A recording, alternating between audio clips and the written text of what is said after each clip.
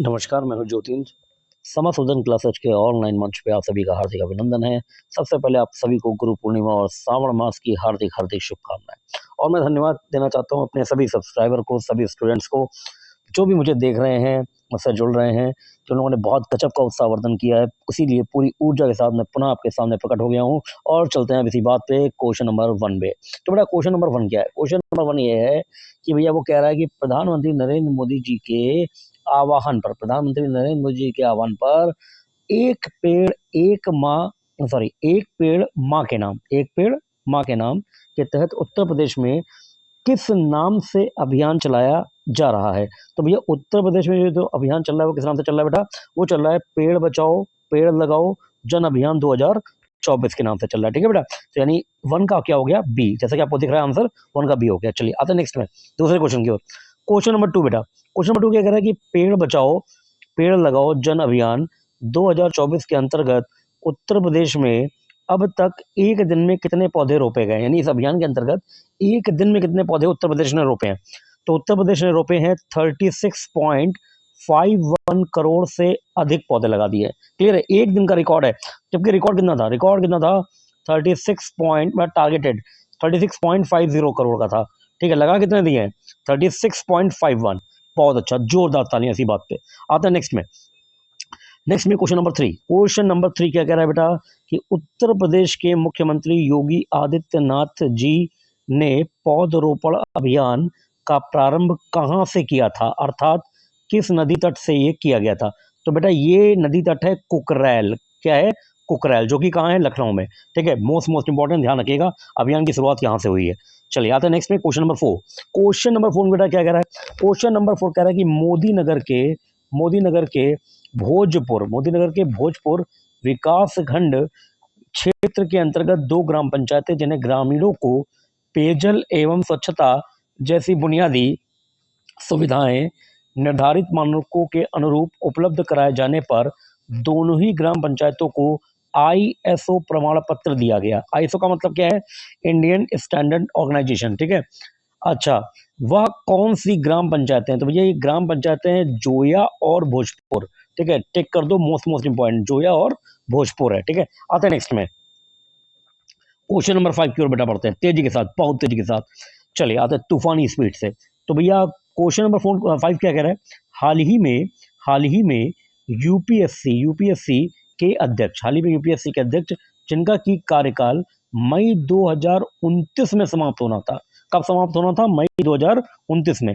परंतु उन्होंने अपने पद से इस्तीफा दे दिया निजी कार्यों का हवाला देकर। वो कौन है? तो भैया वो है मनोज सोनी जी है, मनोज सोनी जी। ठीक है, चलिए बेटा आते हैं नेक्स्ट में क्वेश्चन नंबर 6। प्रति व्यक्ति डाटा खपत बढ़कर 30.3 जीबी प्रति माह, अर्थात प्रतिदिन 1 जीबी, गीगाबाइट, जीबी मतलब गीगाबाइट बेटा। ठीक है, 1 जीबी से अधिक हो गई है। इसके साथ ही डाटा ट्रैफिक के मामले में दुनिया की सबसे बड़ी कंपनी कौन बन गई है? तो भैया वो बन गई है कौन? रिलायंस जियो। ठीक है बेटा, बिल्कुल इसको टिक कर लीजिए, मोस्ट इंपॉर्टेंट, कहीं पे भी मुलाकात हो सकती है। ठीक है, आते हैं नेक्स्ट में क्वेश्चन नंबर 7। क्वेश्चन नंबर 7 क्या कह रहा है?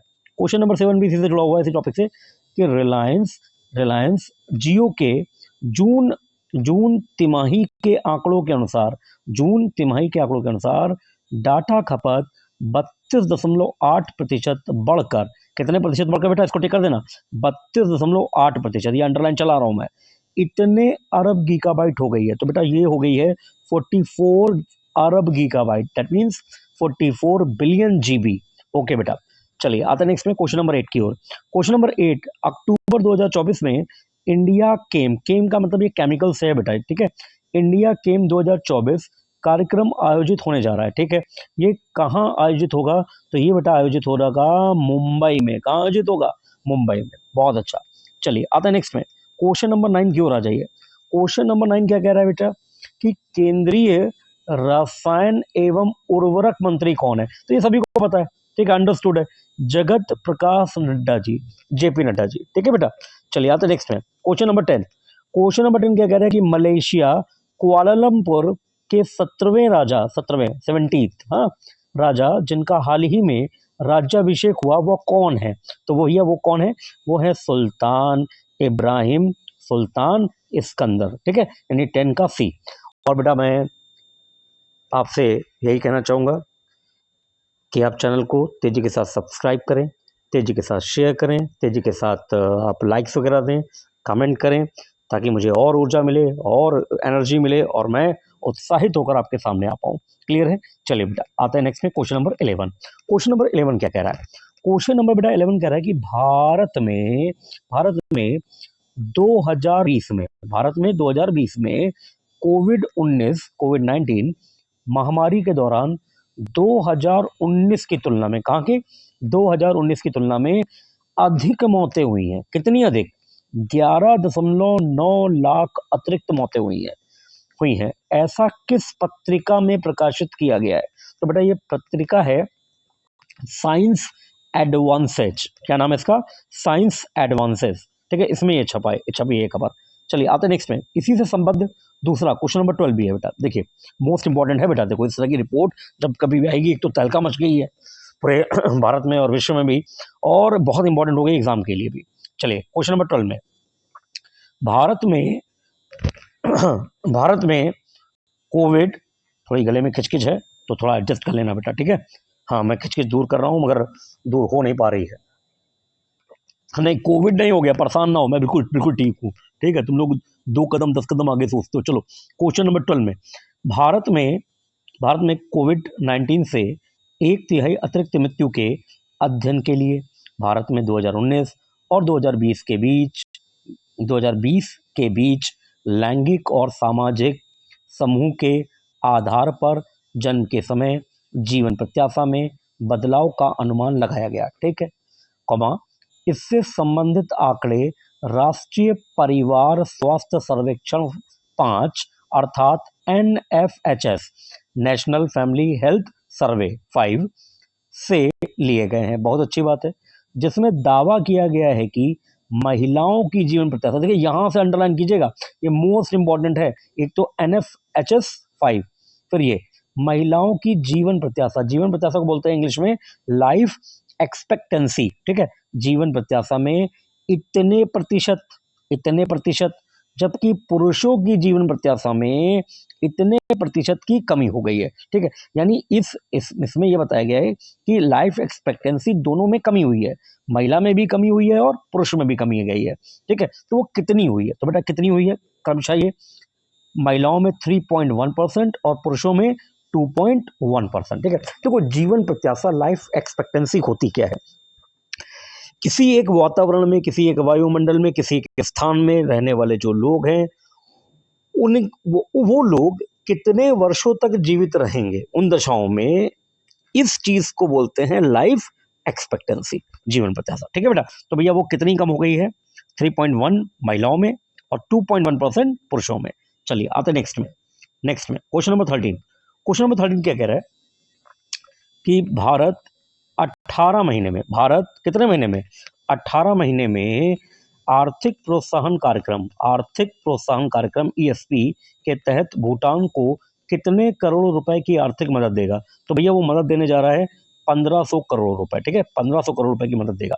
चलिए आते नेक्स्ट पे question number 14, Akhil Bharatiya football महासंघ यानी AIFF all India football federation की कार्यकारिणी समिति ने इगोर स्टिमक, ये अंडरलाइन कर दो, इसको मैं गोला कर रहा हूं, इगोर स्टिमक की जगह भारतीय पुरुष फुटबॉल टीम के लिए नया कोच किसे घोषित किया है? तो बेटा नया कोच किसे घोषित किया गया है? 14 का है मानोलो मार्केज को किया गया है। पहले कौन थे? इगोर स्टिमक थे, ठीक है। ये ध्यान रखना, इस तरह के क्वेश्चन बहुत आते हैं, ठीक है। कोच बदला है, कहीं ना कहीं मुलाकात कर लेगा वो, मतलब ये ना, ठीक है क्वेश्चन। हाँ अरे जब आप अधिकारी बन जाएंगे तो कोई भी मुलाकात करेगा, आप खुद कराएंगे वो मिलने, है ना आपसे, आप परेशान क्यों हो रहे हैं? चलिए आते नेक्स्ट में क्वेश्चन नंबर 15 आ जाओ भैया, टन पढ़ा जाओ। तो भैया क्वेश्चन नंबर 15 क्या कह रहा है? अखिल भारतीय फुटबॉल संघ AIFF ने क्रमशः पुरुष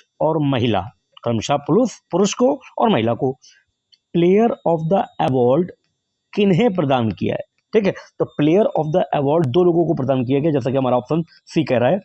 एक का नाम है पुरुष, ये पुरुष है, लालियान जुआला चांगते, तूफानी नाम है भैया, लाली यान जुआला चांगते, और दूसरा नाम क्या है, इंदुमती कथिरेसन। ठीक है, इन दोनों को दिया गया है कौन सा प्लेयर ऑफ द अवार्ड दिया गया। ठीक है, ध्यान रखना, मोस्ट इंपॉर्टेंट। आइए बेटा, आज नेक्स्ट में क्वेश्चन नंबर 16 की ओर बढ़ते हैं हम लोग। देखो बेटा, क्वेश्चन नंबर 16 क्या कह रहा है, इलेक्ट्रॉनिक्स एवं सूचना प्रौद्योगिकी मंत्रालय, इलेक्ट्रॉनिक्स एवं सूचना प्रौद्योगिकी मंत्रालय कृत्रिम Megha artificial intelligence that means से संबंधित मुद्दों पर चर्चा के लिए एआई शिखर सम्मेलन, जिसका नाम क्या है, ग्लोबल इंडिया एआई समिट 2024, कब और कहां आयोजित किया है। तो भैया ये आयोजित हुआ है 3 से 4 जुलाई को, और कहां आयोजित हुआ है, न्यू दिल्ली में। कहां आयोजित हुआ है, न्यू दिल्ली में। चलिए आता नेक्स्ट में 17, क्वेश्चन नंबर 17 क्या कह रहा है 17, भारतीय रिजर्व बैंक के अनुसार, भारतीय रिजर्व बैंक, अरे वही आरबीआई, ठीक है, के अनुसार 2000 रुपए के कितने फीसदी नोट वापस आ गए, बैंकों में वापस आ गए। ठीक है, तो बेटा ये 97.87% नोट क्या हो गए, वापस आ गए। जब नोटबंदी हुई थी तो वो काले धन को बाहर निकालने की की थी, मगर नोट कितने परसेंट वापस ही आ गए, कितने आ गए भैया 2000 के, 97.8%। ठीक है बेटा, चलिए आते नेक्स्ट में क्वेश्चन नंबर 18 की ओर। क्वेश्चन नंबर 18 क्या कह रहा है, 1 जुलाई 2017 को जीएसटी लागू किया गया था, बहुत अच्छी बात है। वर्तमान में 7वें जीएसटी, अब देखो 17 में लागू किया गया है, 17 में 7 जोड़ोगे तो युगों से क्या आ रहा है, 24 आ रहा है। 17 में 7 जोड़ने से कुछ और तो आता नहीं है, और अगर कुछ और आ रहा है तो इसका मतलब फिर वो गलत है। ठीक है बेटा, तो उसको सही कर लो। ठीक है, चलो देखो बेटा, इसमें क्वेश्चन देख लो जरा, ये क्या है। ये कह रहा है भैया कि 7वें जीएसटी दिवस का विषय क्या था। तो भैया 7वें जीएसटी दिवस का विषय था, यानी 2024 का, सशक्त व्यापार समग्र विकास। ठीक है, सशक्त व्यापार समग्र विकास। ठीक है, बिल्कुल इसको मोस्ट इंपॉर्टेंट मैं लिखूंगा, मोस्ट इंपॉर्टेंट है ये, बिल्कुल इस तरह का शीर्षक आ जाता है भैया पेपर में। ठीक है, तूफानी पेपरों में आता है ये सा। चलिए आते हैं नेक्स्ट में क्वेश्चन नंबर 19 बेटा, वो भी जीएसटी से है। देखिए, अच्छा जीएसटी का फुल फॉर्म तो बता ही दोगे, मतलब बता ही दोगे, आराम से बता दोगे, गुड्स एंड सर्विस टैक्स। बिल्कुल सही। जीएसटी में लगभग इतने स्थानीय कर और उपकर को बेटा बोलते हैं सेस। ठीक है, सेस। ठीक है, किसी विशेष कार्य को करने के लिए सरकार द्वारा लगाया जाने वाला पार्ट कहलाता है सेस। ठीक है, तो क्वेश्चन क्या है, जीएसटी में लगभग इतने स्थानीय कर और उपकर शामिल किए गए। तो बेटा इसमें टोटल शामिल है कितने, 17 स्थानीय कर और उपकर शामिल है। बेटा बहुत बहुत इंपॉर्टेंट है ये मामला, पूछ लेंगे वो इकोनॉमिक्स में आपसे। चलिए आते हैं नेक्स्ट में क्वेश्चन नंबर 20 बताने से पहले फिर मेरा वही निवेदन, वही पुराना वाला, कि बेटा चैनल को अगर आप कर सको तो शेयर कर दो, सब्सक्राइब कर दो, बहुत सारे लाइक वाइक दे दो, कमेंट समझ दे दो, थोड़ा तूफानी टाइप के, अच्छे देना, मतलब है ना, मतलब हाँ, मैं तो ऐसे ही सोच रहा हूँ कि मैं अच्छा ही करूँ तो अच्छे दोगे यार, कहने वाली कोई बात ही नहीं है। ठीक है, चलो आते हैं नेक्स्ट में भैया क्वेश्चन नंबर 20 क्वेश्चन नंबर 20 में कह रहा है, जीएसटी करदाताओं का आधार। भैया जीएसटी करदाताओं का आधार अप्रैल 2018 तक 1.05 करोड़ था। ठीक है, बहुत अच्छी बात है, जो कि बढ़कर अप्रैल 2024 में कितना हो गया है, तो ये आधार हो गया है 1.46 करोड़। कितना हो गया है, 1.46 करोड़। कितना था, 1.05। ठीक है, जोरदार तालियां इसके लिए, बहुत अच्छा। आता है नेक्स्ट में क्या कह रहा है कि भैया केंद्रीय अप्रत्यक्ष कर और सीमा शुल्क बोर्ड, जिसे शॉर्ट फॉर्म में कहते हैं सीबीआईसी, के चेयरमैन या अध्यक्ष कौन है। तो भैया ये कौन है, 21 का भी, संजय कुमार अग्रवाल। कौन है ये, संजय कुमार अग्रवाल है। चलिए आते हैं नेक्स्ट में क्वेश्चन नंबर 22 क्या कह रहा है भैया, क्वेश्चन नंबर 22 क्या कह रहा है कि एचएसबीसी मतलब Hong Kong and Shanghai banking corporation India विनिर्माण क्रय प्रबंधन सूचकांक पीएमआई मई 2024 में 57.5% था, जो कि जून में बढ़कर इतना प्रतिशत हो गया, तो कितना हो गया है, 58.3% हो गया है पीएमआई। क्लियर है, मई में कितना था, ध्यान रखिएगा 57.5, जून में कितना हो गया है 58.3। देखिए एक नोट पॉइंट इसमें बनाइए बेटा, फटाक से नोट पॉइंट। मैं पूरा प्रयास करूंगा कि एक दिन मैं इस पीएमआई को, क्योंकि ये इकोनॉमिक्स का एक पार्ट है, एक दिन मैं पूरा वीडियो जो है इसी के लिए बना लूंगा, पीएमआई के लिए, तो सारी बातें समझा दूंगा। अभी जो मैं समझा रहा हूँ वो जरा समझिए। देखिए पीएमआई का जो आंकड़ा है, जब वो 50 से प्लस होता है, 50 या 50 से प्लस होता है, तो ये सकारात्मक माना जाता है, यानी अर्थव्यवस्था में विनिर्माण सकारात्मक हो रहा है। ठीक है, ये ध्यान रखिएगा। तो अभी आपको इतना बता दिया, बाकी मैं पीएमआई को बहुत विस्तृत तौर पर समझा दूंगा, उसका वीडियो लेकर आऊंगा, साथ ही साथ उसके एमसीक्यू अलग से पीएमआई बेस्ड एमसीक्यू करवा दूंगा, इसलिए ताकि वो इकोनॉमिक्स में आपको बहुत मदद देके। ठीक है, चलिए आते हैं नेक्स्ट में आते हैं भैया। नेक्स्ट में क्वेश्चन नंबर 23। क्वेश्चन नंबर 23 देखो बेटा, क्वेश्चन नंबर 23 कह रहा है कि प्रोजेक्ट नेक्सस क्या है। ठीक है, प्रोजेक्ट नेक्सस क्या है बेटा? घरेलू त्वरित भुगतान प्रणाली, जिसे एफपीएस कहते हैं, को आपस में जोड़कर सीमा पार खुदरा भुगतान, रिटेल पेमेंट्स को तेज करने के लिए एक बहुपक्षीय अंतरराष्ट्रीय पहल करना है। ठीक है, प्रोजेक्ट नेक्सस। ठीक है, ध्यान रखिएगा इसको। इकोनॉमिक्स का है, करंट का है, बैंकिंग से रिलेटेड है और बहुत ही जबरदस्त करंट है ये। चलिए आते नेक्स्ट में। दूसरा क्वेश्चन भी इसी से संबंधित है, नेक्सस से। प्रोजेक्ट नेक्सस को किसके द्वारा तैयार किया गया? मोस्ट इंपॉर्टेंट क्वेश्चन है बेटा। प्रोजेक्ट नेक्सस को किसके द्वारा तैयार किया गया है? तो देखो, ये तैयार किया गया है किसके द्वारा? बीआईएस के द्वारा। किसको? बीआईएस के द्वारा। अच्छा, इसमें बेटा एक नोट हम लोग को लेना पड़ेगा, और ऐसे भी हम लोग नोट पढ़ने में बहुत मशहूर है ना। तो भैया देखो, ये क्या है बीआईएस? मेरे ख्याल से किसी ने मतलब हो सकता हो कि बहुत सारे लोगों ने इसको सुना हो, ठीक है, मगर अगर नहीं सुना तो टलने वाली कोई बात नहीं है। बीआईएस का फुल फॉर्म होता है banks banks for international settlement.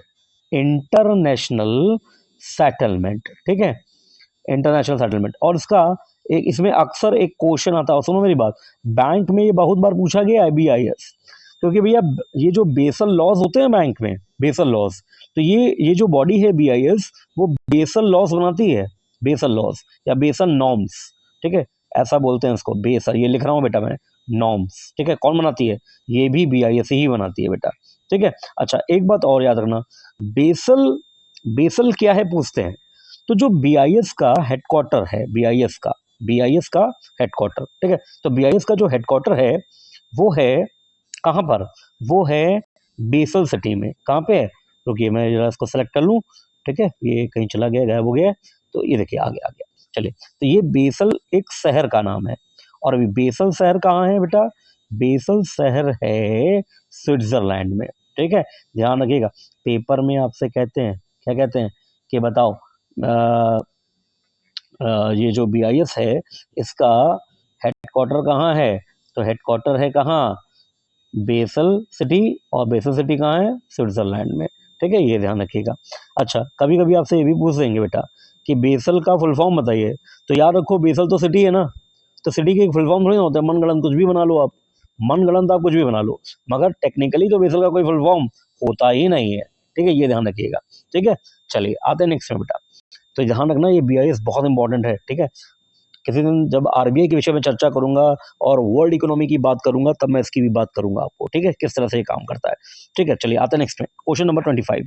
Question number 25 भी नेक्सस के लिए है, क्योंकि ये बहुत मुझे इंपॉर्टेंट लगा, तो मैंने इसके एक एक एक पॉइंट से क्वेश्चन बनाया, एक एक पॉइंट से, एक एक लाइन से बेटा। चलिए आते हैं नेक्स्ट में।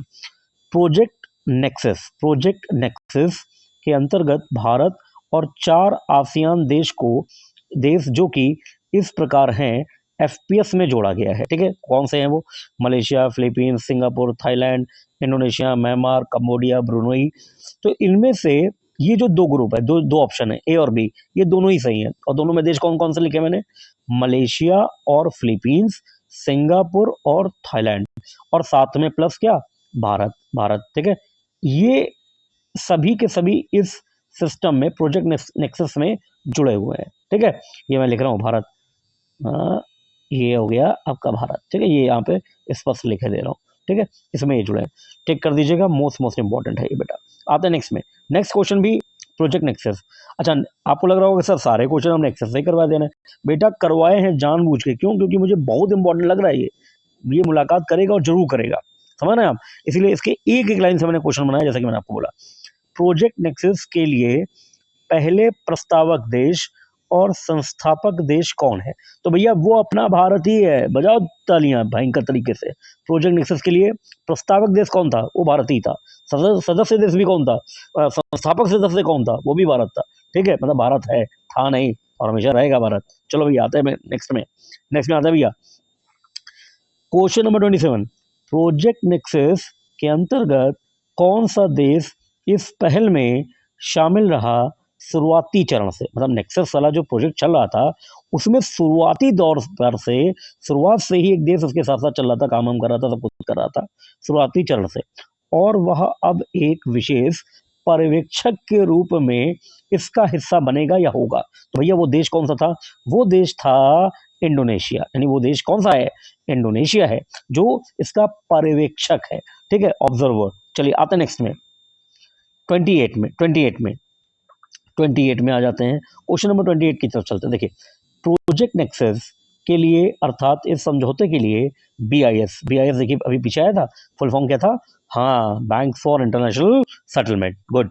और संस्थापक देशों के केंद्रीय बैंक जिनमें बैंक नेगरा मलेशिया, ये मलेशिया का बैंक है, बैंक नेगरा ये लिखा हुआ है, Negara Malaysia BNM, bank of Thailand POT, Bangko Sentral ng Philippines BSP, monetary authority of Singapore MAS और RBI शामिल रहे। ये तो भारत का है। जिन्होंने संबंधित मसौदे पर, यानी प्रोजेक्ट नेक्सस के लिए संबंधित मसौदे पर हस्ताक्षर किस शहर में किए? तो भैया ये देखो आ गया, स्विट्जरलैंड बेसल शहर में किए।